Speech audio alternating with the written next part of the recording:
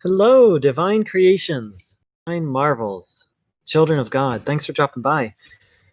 I get some interesting questions on this video. I get some interesting comments and questions.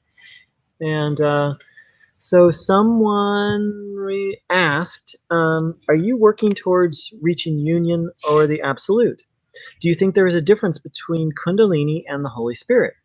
For me, the Holy Spirit came descending down from the top of my head, but I never had a Kundalini awakening.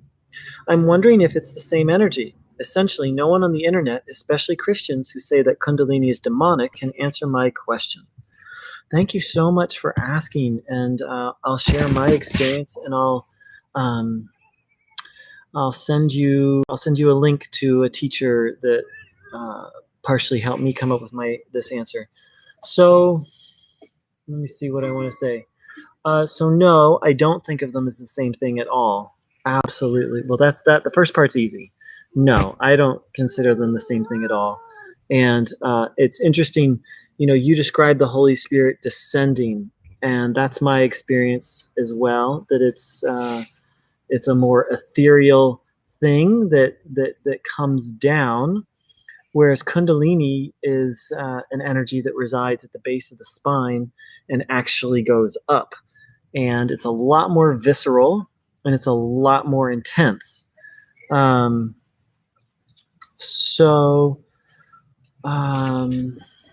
me just take a look at the question again.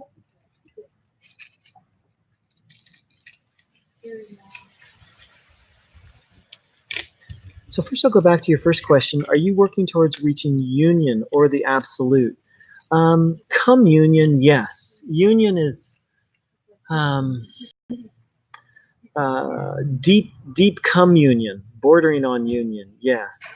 And I would say more I view things more as an evolutionary, that we're all evolving towards becoming these amazing beings like Christ, maybe even like Krishna, I don't know. So that's I would say that that's kind of my view, is that we're all evolving towards mastery. So they're definitely my experience of both. I've been to various Christian gatherings and felt the Holy Spirit, and I've had a Kundalini awakening, and they're very much not the same energy.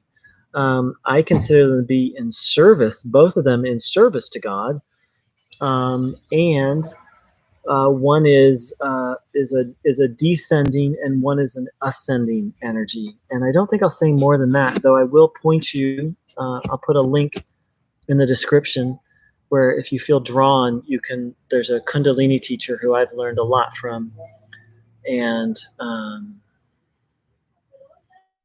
you might benefit from her work. And yeah, that's what I have to say on that. Thanks for asking. Fascinating question. And actually, let me see if there's anything else I want to share. Yes, Kundalini is not something to be sought out unless you're just absolutely ready to completely surrender to God.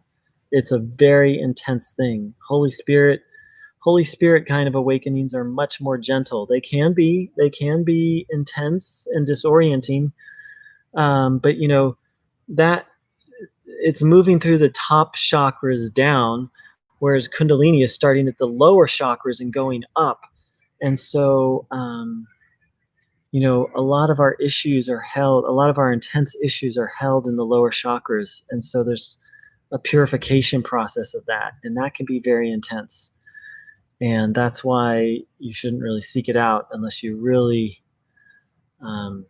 really want to surrender your life to God. So,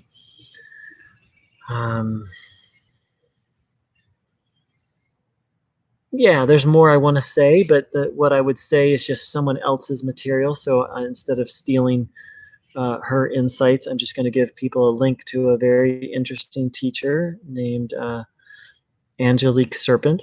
And they saved my life.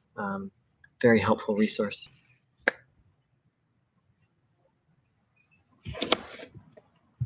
Thanks so much for joining in. Take care. Much love.